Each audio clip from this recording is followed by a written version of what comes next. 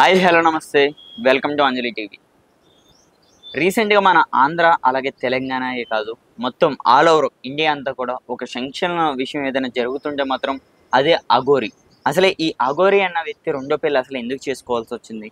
అసలే చాలామంది మాట్లాడుతున్నారు పురుషాంగం లేని అబ్బాయి ఎవరైతే ఉన్నారో ఆమె పెళ్లి చేసుకుని ఏం చేస్తారని కూడా మరి చాలామంది అయితే మాట్లాడుతున్నారు. ఇది అసలు ఎంతవరకు లీగల్? అంటే ముందు ఒక భార్య ఉండగానే మరొక అమ్మాయిని ఎలా పెళ్లి చేసుకుంటారన్న డౌట్ ప్రతి ఒక్కరికైతే ఉన్నది. మరి దీనికోసం మనకి ఫుల్ క్లారిటీ ఇవ్వడానికి రాహుల్ గాంధీ గారు మన పక్కన అయితే ఉన్నారు. అన్న నమస్తే అన్న. నమస్తే అమ్మ. అసలు ఏంటి లేడీ అఘోరి పెళ్లి చేసుకోవడం ఎంతవరకు కరెక్ట్ అన్న? అది కూడా సెకండ్ మ్యారేజ్. ఇప్పుడు లేడీ అఘోరి అంటే ఆయన ఒకప్పుడు అబ్బాయి ఉండే, తర్వాత లింగ మార్పిడి చేసుకున్నాడు. ఆయనకి ఏదో అఘోరి వచ్చి చెప్పాడు కాబట్టి ఆయన ఆ వేషంలో మారిపోయాడు. మారిపోయినాక ఇంకో పెళ్లి చేయడం అనేది it is not at all acceptable. ఎందుకంటే ఆయన ఇప్పుడు ప్రజెంట్ మనకున్న నాలెడ్జ్ పరంగా ఆయన హిందూ మతాన్ని పూజిస్తున్నాడు, హిందూ మతాన్ని ఫాలో అవుతున్నాడు. సో మనకు భారతదేశంలో చూసుకుంటే ముస్లిం మ్యారేజ్ యాక్ట్ ఒకటి ఉంది, హిందూ మ్యారేజ్ యాక్ట్ ఉంది. అవును. So Hindu marriage act section 5 పరంగా ఒకటే లింగంకి సంబంధించిన ఇద్దరు పెళ్లి చేసుకుంటే దట్ ఈస్ నాట్ వ్యాలిడ్. అంటే ఒక అబ్బాయిని పెళ్లి చేసుకున్నాను అనుకో, అది నాట్ వ్యాలిడ్. ఒక అమ్మాయిని పెళ్లి చేసుకుంటే అది వ్యాలిడ్ కాదు భారతదేశంలో. సో ఇప్పుడు ఆ అఘోరి అనేది ఆడది కాబట్టి ఆ పెళ్లి వ్యాలిడ్ కాదు. సో ఆయనకు ఇంతకుముందే ఫస్ట్ పెళ్లి అయింది అనేది కూడా అది కూడా ఇన్వాలిడ్ అవుతుంది. ఎందుకంటే ఈయన కన్వర్ట్ అయిపోయింది కదా, ఇప్పుడు పురుషుడి నుంచి మహిళలా కన్వర్ట్ అయిపోయిండు, స్త్రీలా కన్వర్ట్ అయింది చెప్పినప్పుడు ఆ ఫస్ట్ పెళ్లి కూడా వ్యాలిడ్ ఉండదు. సో మనకున్న నాలెడ్జ్ పరంగా మనం ఏం చెప్పాలి, ఆ ఫస్ట్ పెళ్లి ఏది ఉందో దానికి ఎంతో సెటిల్మెంట్ చేసి ఆయన డైవర్స్ ఇచ్చి వదులుకోవాలి. లేకుంటే ఆయన ఫస్ట్ భార్య ఎవరైతే ఉందో ఆమె ఇక ఫ్యూచర్లో ఈయనతోని కాపురం చేయలేదు. ఎందుకంటే ఒక ఆడపిల్లతో కాపురం చేయలేదు. That is not at all acceptable in our India. Okay. So అలాంటప్పుడు ఆమె డైవర్స్ తీసుకోవాలి, ఆమె మ్యారేజ్ని క్యాన్సిల్ చేసుకొని ఆయన ఏమైనా అల్మనీ ఇస్తే తీసుకొని ఆమె జీవితం ఆమె చూసుకోవాలి. ప్లస్ ఇప్పుడు ఎవరైతే రెండో అమ్మాయి పెళ్లి చేసుకుందో అది చేసుకుంటే కూడా ప్రయోజనం లేదు. ఎందుకంటే ఒక అమ్మాయి పెళ్లి చేసుకుంటేనే లోకం అనేది ముందుకు పోతుంది. ఒక అమ్మాయి పెళ్లి చేసుకుంటే ఏది కాదు. That is not at all valid. వాళ్ళ పిల్లల్ని కనలేరు, ఏదో వాళ్ళ పేరు కోసం పాపులారిటీ కోసం చేసుకున్నాడు తప్పించి ఏముండదు దానికి. అంటే చాలా మంది చూస్తుంటే ఈ అమ్మాయిని పెళ్లి చేసుకోవడానికి అంటే ఒక వశీకరణ ఆ వేలో అంటున్నారన్న. ఇప్పుడు మీరు ఒక లాయర్గా మీరు అది నమ్ముతారా? అంటే ఇప్పుడు లాయర్గా మనం న్యాచురల్ ఉన్న దాన్ని నమ్మాలి కానీ అన్యాచురల్ దాన్ని నమ్మొద్దు మనం. ఎందుకంటే అన్యాచురల్ ఆ మంత్రాలు తంత్రాలు ఏవైతే చెప్తున్నారో అవన్నీ మనకు తెలియదు కదా ఉన్నాయా లేవా అనేది. అది ప్రూవ్ చేయలేం సైంటిఫికల్గా కానీ డాక్యుమెంట్గా. ఇప్పుడు వాళ్ళు ఇవాళ రేపు మనం చూస్తున్నాం, అబ్బాయిల్ని ప్రేమించుకుంటారు, దాన్ని గే అంటారు. అమ్మాయిల్ని ఇష్టపడుతున్నారు, దాన్ని లెస్బియన్ అంటారు. ఎందుకంటే ఇవాళ రేపు ఏమవుతుంది, కొంత స్టార్టింగ్లో అమ్మాయి పెళ్లి చేసుకున్నప్పుడు ఆమె పైన ఏమైనా వేధింపులు వచ్చినప్పుడు ఆమె పురుషుడిని ఇష్టపడట్లేదు. ఎందుకంటే ఒక మేల్ టచ్ని వాళ్ళు యాక్సెప్ట్ చేయలేకపోతున్నారు, వాళ్ళ బాడీ కానీ వాళ్ళ సైకాలజీ కానీ. అలాంటప్పుడు ఏమవుతున్నారు, వాళ్ళు సేమ్ సెక్స్కి అలవాటు అయిపోతున్నారు. సేమ్ సెక్స్ అంటే అబ్బాయినే ప్రేమించడం కానీ, అబ్బాయితో ఫ్రెండ్లీగా ఉండడం కానీ, అమ్మాయితో. సో అలాంటప్పుడు అది ఏంటంటే సొసైటీలో యాక్సెప్టబుల్ కాదు. ఇండియాలో, ఫారెన్లో దట్ ఈస్ యాక్సెప్టబుల్, కానీ ఇండియాలో అయితే అది యాక్సెప్టబుల్ కాదు.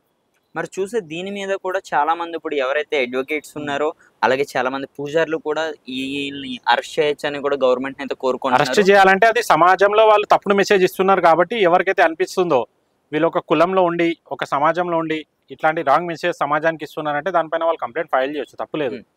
ఎటువంటి సెక్షన్స్ వీళ్ళ మీద తీసుకునే అవకాశం ఉంది? అంటే ఒక అమ్మాయి కింద మారిన తర్వాత లీగల్ గా అయితే మనం వాళ్ళ ఇద్దరిని మనం డౌట్ చేయలేమమ్మా. ఎందుకంటే వాళ్ళు ఇష్టంతో చేసుకున్నారు, అది పెళ్లి నాట్ వ్యాలిడ్. కానీ వాళ్ళు ఇద్దరు ఒక అమ్మాయి కలిసి ఉండొచ్చు, వాళ్ళు రూమ్ లో ఏం చేసుకుంటారో బయట ఏం చేసుకుంటారో వాళ్ళ ఇష్టం అది. కానీ వాళ్ళు ఒకవేళ సొసైటీకి హాని కనిపిస్తున్నారు, సొసైటీకి రాంగ్ మెసేజ్ ఇస్తుంటే దాని పరంగా ఫస్ట్ అయితే వాళ్ళకి వార్నింగ్ ఇస్తారు, ఎఫ్ఐఆర్ బుక్ చేయం మనం లీగల్గా. ఎందుకంటే అది ఏదైనా చిన్న క్లా ఉంది కాబట్టి వాళ్ళకి చెప్తారు ఏమని, అదే మీరు ఇట్లా సోషల్ మీడియాలో రాకండి, మీ పర్సనల్ ఏదున్నా మీరు 2 రూమ్లలో చూసుకోండి, అంతేగాని బయటకు వచ్చి సొసైటీలో ఇవన్నీ చేయకండి. అలాంటప్పుడు వాళ్ళు యాక్సెప్ట్ చేసుకుంటే ఓకే, లేకుంటే న్యూసెన్స్ కేసు వాళ్ళ కింద బుక్ చేస్తాం మనం బేసికలీ. ఎందుకంటే న్యూసెన్స్ కేసు. అవును, ఎందుకంటే ఒక సొసైటీలో రాంగ్ మెసేజ్ అవుతుంది కదా. ప్లస్ ఆయన వాళ్ళ ఒక మతాన్ని హిందూయిజం ఫాలో అవుతున్నారు కాబట్టి హిందూయిజంని కూడా వాళ్ళు హర్ట్ చేస్తున్నట్టు అవుతుంది. సో వాళ్ళకి బేసికల్గా ఫస్ట్ అయితే వార్నింగ్ ఇస్తారు లోకల్ పిఎస్లో కానీ, లేకుంటే కన్సర్న్ ఎక్కడైతే వాళ్ళపైన రిటర్న్ కంప్లైంట్ ఇస్తారో దాని తర్వాత కూడా వాళ్ళు అలానే చర్యలు చేసి సోషల్ మీడియాలో వచ్చి పాపులారిటీ కోసం ఇట్లా చేస్తే వాళ్ళపైన తప్పకుండా యాజ్ పర్ ద లాస్ ఏమేమి చట్టాలు తీసుకోవాలో ఏమేమి సెక్షన్స్ తీసుకోవాలో వాళ్ళు తీసుకుంటారు. ఇప్పుడు వీళ్ళు ఈ మధ్య సోషల్ మీడియాలో బాగా వైరల్ అవుతుందన్న. మెయిన్గా ఇప్పుడు మీరు ఏదైతే పబ్లిసిటీ అంటున్నారు కదా, వీళ్ళు పెళ్లి చేసుకోవడం అవ్వచ్చు, ఆ వీడియోస్ బయట పెట్టడం అవ్వచ్చు, మేమిద్దరం కలిసి ఉండమనేమో ఆ అమ్మాయి చెప్పడం అవ్వచ్చు, ఈ అమ్మాయి ఏమో ఇంకా ఆ అబ్బాయితోనే నేను అదే అమ్మాయితోనే, ఆ అమ్మాయితోనే కలిసి నేను ఉండి పెడతానని కూడా అయితే మరి చెప్తున్నారు. అంటే మరి దీనివల్ల మరి సొసైటీకి మరి ఎంతో చెడు కదా, అంటే రానున్న పిల్లలకి ఇది ఒకటి, అంటే ఒక అఘోరి అలా చేస్తే మళ్ళీ మేము ఎందుకు ఇలా చేయకూడదని కూడా మరి పిల్లలు ఏమైనా చేంజ్ అయ్యే అవకాశం ఇప్పుడు ఉందా? ఏంటంటే అఘోరి అనేది హిందూ మతంలో ఉంటారు. ఉమ్, అఘోరస్ అంటే వాళ్ళు ఏంది లోకాన్ని త్యాగం చేసి వాళ్ళు ఉన్న రోజులు ఒక దేవుణ్ణి పూజిస్తారు, పిచ్చిగా పూజిస్తారు. అఘోరీలు ఎక్కువగా మనకు మన శివ భక్తులు ఉంటారు. మనం నార్త్ ఇండియాలో ఉత్తరాఖండ్లో కావచ్చు, ఉత్తరప్రదేశ్లో ఆడ చూసుకుంటే శివ భక్తులు ఉంటారు. వాళ్ళు ఏంది పొద్దున్న లేవగానే వాళ్ళ దినచర్య ఏదైతే ఉంటుందో అది చేసుకొని పొద్దున్న సాయంత్రం శివుని లీనలోనే ఉంటారు. శివునికి పూజ చేయడం కావచ్చు, శివుని భక్తులు చేయడం కావచ్చు, ఉమ్, ఏదున్నా ఆ పనిలో ఉంటారు. కానీ ఈ అఘోరి చేసేది ఆ పని కాదు. ఈ అఘోరి ఓన్లీ పాపులారిటీ కోసం, పబ్లిసిటీ కోసం, డబ్బుల కోసం చేస్తున్నది ఇది. ఉమ్, ఇంకోటి ఏంటంటే ఒక మతాన్ని టార్గెట్ ఇండైరెక్ట్లీ, అంటే ఒక మత పేరు చెడగొడుతున్నారు సొసైటీలో. ఎందుకంటే హిందూ మతంలో ఎక్కడ రాసిలేదు ఇట్లా, అవును. ఈవెన్ ఇస్లాంలో కూడా ఇట్లా రాసిలేదు, క్రిస్టియానిటీ కూడా లేదు. అరే నువ్వు నీ ఇష్టం ఉన్నది నువ్వు 4 గోడల మధ్యలో చేసుకో, నలుగురిలో వచ్చి నువ్వు సోషల్ మీడియాలో పెట్టుకుంటున్నావు అంటే అది తప్పు. ప్లస్ ఈ వీడియోస్ ఎవరైతే పాపులారిటీ చేస్తున్నారో మీడియా వాళ్ళు కూడా తప్పు చేస్తున్నారు. ఉమ్, ఎందుకంటే తప్పు ఉన్నప్పుడు మనం చూపించద్దు, మంచిగా ఉన్నదే చూపిస్తే మీకు కూడా వాల్యూ ఉంటుంది సొసైటీలో. ఆ ఛానల్స్ ఏవైతే ఉన్నాయో ఇవాళ వాళ్ళు చేస్తున్నారు, రేపు వాళ్ళపైన కూడా కేసెస్ బుక్ అవుతాయి ఉమ్. తప్పకుండా. ఎవరు ఇప్పుడు ఎవరైతే పబ్లిసిటీ అవును, చేస్తున్నారో వాళ్ళు? ఎందుకంటే నువ్వు తప్పుడు ఎందుకు పబ్లిసిటీ చేస్తున్నావు, నువ్వు నిజం చెయ్యి. అది లీగలా ఇల్లీగలా నీకు బేసిక్ నాలెడ్జ్, నువ్వు మీడియా ఉన్నావు కాబట్టి మీ మీడియాలో కూడా ఒక లీగల్ సెల్ ఉంటుంది. లేకుంటే చుట్టుపక్కల ఏడైనా తెలుసుకోవాలి, గూగుల్లో కొట్టినా తెలిసిపోతుంది. ఉమ్, వ్యాలిడ్ ఉన్నది నువ్వు ప్రజలకు చూపించాలి. కానీ ఏదైతే వాళ్ళు షో పుటం కోసం చేస్తున్నారో, వాళ్ళ పాపులారిటీ కోసం చేసుకుంటారో, సమాజాన్ని చెడగొట్టడానికి చేస్తున్న పనులు మీరు చూపించద్దు మీడియా. ఉమ్, ఎందుకంటే మీడియా అనేది ఏంది 4th పిల్లర్ కాన్స్టిట్యూషన్లో. ఓకే. మీరు 4th పిల్లర్ అయినప్పుడు ఏదైతే సొసైటీకి యూస్ఫుల్ అది చూపించాలి. కానీ ఏదైతే సొసైటీకి హార్మ్ చేస్తుందో, లేకుంటే ఒక రిలీజియన్ వాళ్ళకి హర్ట్ చేస్తుందో అది చూపించద్దు. మీరు చూపిస్తే మీకు కూడా ఇబ్బంది అది. ఉమ్. మరి మీడియాని మీరేమో ఇలాగ అంటున్నారు కదా, మరి మీడియా లేకపోతే మరి వాళ్ళు ఏమో చేస్తున్నారు, దీని వెనకాల ఉన్న నిజ స్వరూపం ఎవరైతే చాలా మంది ఇప్పుడు చూసుకుంటే మనకి ఇజ్రాయల్ కూడా చాలా మంది దీనికోసం అయితే పోరాడుతున్నారు. వాళ్ళు చాలా ఛానల్స్కి వచ్చి ఇంటర్వ్యూస్ అయితే ఇస్తున్నారు, లైక్ కొద్దిమంది స్వామీజీలు కూడా దీని మీద అయితే ప్రశ్నిస్తున్నారు అనమాట. అంటే ఆ అఘోరిని అర్జెంట్గా అరెస్ట్ చేయాలి, వీళ్ళు చేసేది ఒక తప్పు, అంటే మేము ఒక ఆశ్రమం నడిపిస్తామని కూడా మరి మాట్లాడుతున్నారు. మరి ఈ విషయాలు అనేవి కూడా మరి బయటికి తెలియాలి కదా. ఇప్పుడు మీడియా అంటే మీరు అన్నట్టు టీవీ ఛానల్ అలాగే యూట్యూబ్ ఛానల్ అయితే బంద్ చేయగలుగుతాం, కానీ వాళ్ళు ఎందులో అయితే పెడుతున్నారు సోషల్ మీడియా, ఇన్స్టాగ్రామ్ అలాగే ట్విట్టర్, మరి వీటి కోసం ఏమంటే దాన్ని రిపోర్ట్ చేయాలి మనం. ఇప్పుడు నువ్వు ఫేస్బుక్లో కానీ ఇన్స్టాగ్రామ్లో కానీ ఎక్కడైనా అన్అప్రోప్రియేట్ కంటెంట్స్ ఏవైనా వస్తున్నాయంటే దాన్ని రిపోర్ట్ చేయాలి. ఒక్కళ్ళిద్దరు రిపోర్ట్ చేస్తే వాళ్ళు బ్యాన్ చేయరు, 50-100 మంది 1000 మంది రిపోర్ట్ చేస్తే వాళ్ళు బ్యాన్ చేస్తారు. సో ఇది ఎప్పుడైతే మనం చూస్తున్నామో ఒక సిటిజన్గా, ఒక పౌరుడిగా మనకు తప్పుడు అనిపిస్తే ఇమీడియట్ రిపోర్ట్ చేయాలి. తప్పు కాదు రిపోర్ట్ చేయడం, ఎందుకంటే నాకు ఇష్టం లేదు నేను రిపోర్ట్ చేస్తున్నా, this is not at all acceptable అని. ఓకే. వాళ్ళకి ఏంటంటే ఎప్పటి వరకు అయితే సమాజ పరిష్కారం చేయమో, ఎప్పటి వరకు అయితే వాళ్ళకి ఇట్లా బ్లాకులు చేయమో అప్పటి వరకు ఇవి నడుస్తూనే ఉంటాయి. ఆ అఘోరి కూడా ఎన్నో ఊర్లలో పోతే ఊరు సర్పంచ్లు వాళ్ళు రానియలే. చూడండి మీడియాలో వచ్చింది, అది కూడా ట్రెండింగ్ అయింది. ఎందుకంటే నువ్వు ఎప్పుడైనా మంచి పని చేస్తున్నావు అనుకో, నీ దగ్గర డబ్బులు ఉన్నా లేకపోయినా 10 మంది నీకు అన్నం పెడతారు, 10 మంది నీకు వాల్యూ ఇస్తారు. నువ్వు అట్లనే అది కాకుండా నువ్వు సమాజంలో ఏదో చెడు పని చేసుకుంటా అంటే లేని ఆలోచనలు తెప్పిస్తున్నారు వాళ్ళు సమాజంలో. ఇప్పుడు వరకు అమ్మాయి పెళ్లి చేసుకున్నట్టు ఎక్కడైనా విన్నామా మనం? ఎక్కడ లేదు.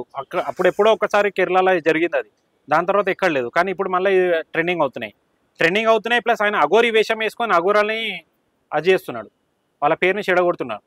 అది తప్పు అది. సో దీన్ని తీవ్రంగా ఖండించాలి, ఇట్లాంటి దాన్ని మనం అస్సలు ఎంకరేజ్ చేయవద్దు. అదొకటి. ఇప్పుడు ఎవరైతే ఈ అమ్మాయి ఉన్నదో వాళ్ళ ఫ్యామిలీ నుంచి కూడా ఈ అమ్మాయి ఇంక నేను రాను, నేను అఘోరితోనే ఉంటానని కూడా మాట్లాడుతున్నారు.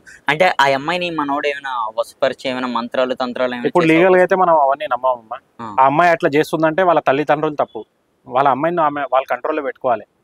ఎందుకంటే మీరు పిల్లల్ని కనడం కాదు, పిల్లల్ని కన్నాక వాళ్ళు ఏం చేస్తున్నారు, ఎక్కడ వెళ్తున్నారు, ఎవరితో మాట్లాడుతున్నారు అనేది కూడా చూసుకోవాలి.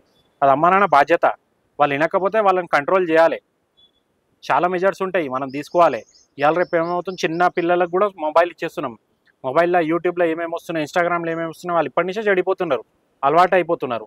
అరే మీ పిల్లలకు మీరు సపరేట్ రూమ్ ఇస్తున్నారు, సపరేట్ మొబైల్ ఇస్తున్నారు, వాళ్ళు డ్రగ్స్ తీసుకుంటారా, సిగరెట్లు తాగుతారా, ఏం చేస్తారో చూస్తలేరు. మనం సొసైటీలో ఏడా చూసినా ఒకప్పుడు అబ్బాయిలే పాండబ్బలో పోయి సిగరెట్ తీసుకోవాలంటే సిగ్గుపడుతుండే. ఇవాళ రేపు అమ్మాయిలు బాధతో వచ్చి సిగరెట్ కావాలంటున్నారు. వాళ్ళు తాగడం తప్పు కాదు, కానీ ఆ సొసైటీకి రాంగ్ మెసేజ్ పోతుంది మనం ఇండియన్ కల్చర్లో. అది వెళ్తున్నప్పుడు తల్లిదండ్రుల బాధ్యత, మన పిల్లలు ఏం చేస్తున్నారు, వాళ్ళు చెడిపోతే ఎవరు చెడగొడుతున్నారు, వాళ్ళని ఎట్లా కంట్రోల్ చేసుకోవాలనేది మనం చూసుకోవాలి. వాళ్ళు చూసుకోలేనప్పుడు ఇట్లనే జరుగుతుంది. అదొకటి. ఈ అఘోరి ఎవరైతే ఉన్నారో నేను ఇది సనాతని ధర్మం కోసం అని కూడా గతంలో మాట్లాడారు. అసలు సనాతని ధర్మం అన్న పేరెత్తిన ఆమె మళ్ళీ ఇలా చేయడం ఎంతవరకు సనాతని ధర్మంలో అట్లా ఉండదు. ఫస్ట్ ఆఫ్ ఆల్ లింగ మార్పిడి చేసుకోరు. లింగ మార్పిడి నువ్వు నీ ఇష్టంతో చేసుకున్నావు, దేని వల్ల చేసుకున్నాక ఇట్లా ఆడవాళ్ళని ఎంకలు పడడం, ఆడవాళ్ళని పెళ్లి చేసుకోవడం, లేకుంటే మొగల్ని కించపరిచి మాట్లాడడం ఇట్లాంటివి చేయరు. అఘోరీలు ఎక్కడైనా భారతదేశంలో చూసుకో, యూపీ కానీ బీహార్ కానీ ఎక్కడైనా కానీ ఉత్తరాఖండ్లో అఘోరీలు ఎక్కువ ఆడనే ఉంటారు. వాళ్ళు ఎప్పుడైనా సోషల్ మీడియాలో ప్రచారాలు చేసుకుంటారా? వాళ్ళు ఇట్లాంటి వీడియోలు చేస్తారా? వాళ్ళు చేయరు. వాళ్ళ పని ఏంది? అఘోరి ఎందుకు అవుతాడు? ఈ లోకంలో ఆయన అన్ని చూసి ఈ లోకం వద్దు, నేను ఒక ప్రభుని లేకుంటే నేను ఒక దేవుని పూజిస్తున్నా, నేను నా జీవితం ఆయనకే అంకితం చేయాలనుకుంటున్నా, ఆయన చెప్పిన సిద్ధాంతాలు పాటించాలనుకుంటున్నా, ఆ దేవుడు మెసేజ్ సొసైటీలో నేను పంపించాలనుకుంటున్నా అనే దానిపైన వాళ్ళు ఫోకస్ పెట్టుకుని దానిపైనే ఉంటారు. పొద్దున్నే సాయంత్రం పూజలు చేసుకోవడం కానీ, యాగాలు చేసుకోవడం కానీ, 10 మంది వస్తే వాళ్ళకు దేవుళ్ళ గురించి మంచిగా చెప్పడం కానీ, లేకుంటే ఏమైనా తప్పుడు పనులు చేస్తుంటే మనం ఈ ధర్మంలో ఉన్నాం, ఈ ధర్మంలో ఇవన్నీ పాటించాలి చెప్పడం ఉంటుంది, కానీ ఇట్లాంటివి ఉండవు. ఓకేనా. ఒక మాటలో మీరు లాయర్ కాబట్టి ఇప్పుడున్న ఇక్కడ గవర్నమెంట్స్ ఏవైతే ఉన్నాయో దీని మీద రేవంత్ రెడ్డి గారు కూడా స్పందించినట్టు మనకైతే తెలుస్తుంది. వాళ్ళు మీరు ఏం కోరుకుంటున్నారంటే వీళ్ళని ఏ సెక్షన్స్ పెట్టి వీళ్ళని లోపలేసే అవకాశం? ఇప్పుడు సెక్షన్స్ అంటే ఫస్ట్ ఆఫ్ ఆల్ వాళ్ళకి వార్నింగ్ ఇవ్వాలమ్మా, అరెస్ట్ చేయొద్దు. ఎందుకంటే వాళ్ళ పర్సనల్ మ్యాటర్ అది. ఫస్ట్ ఆఫ్ ఆల్ ఒకసారి మనం ఆ లోకల్ ఏఎస్ఐ కానీ ఎస్ఐ కానీ కమిషనర్ ఎవరైతే ఉన్నారో ఒక డిసిజన్ తీసుకొని గవర్నమెంట్ నుంచి పిలిచి వార్నింగ్ ఇచ్చి క్లియర్ కట్గా వదిలేయాలి. ప్లస్ వాళ్ళకు బైకాట్ చేయాలి, సమాజం బైకాట్ చేయాలి. ప్లస్ ఆయనకు తెలంగాణ నుంచి తరిమేయాలి. ఓకే. ఎందుకంటే మనకు తెలుసు రౌడీ షీటర్స్ ఉంటారు, వాళ్ళపైన పీడీ యాక్ట్ వచ్చినప్పుడు వాళ్ళకి తడిపారు అంటే ఈ ఏరియాను వదిలేసి వేరే ఏరియా వెళ్ళిపోమంటారు. అంటే నువ్వు హైదరాబాద్లో రౌడీ షీటర్ ఉన్నావు అనుకో, నువ్వు హైదరాబాద్లో ఉండొద్దు, నీకు హైదరాబాద్ నుంచి 30 కిలోమీటర్స్ 50 కిలోమీటర్స్ దూరం వెళ్ళిపోయి ఉండమంటారు.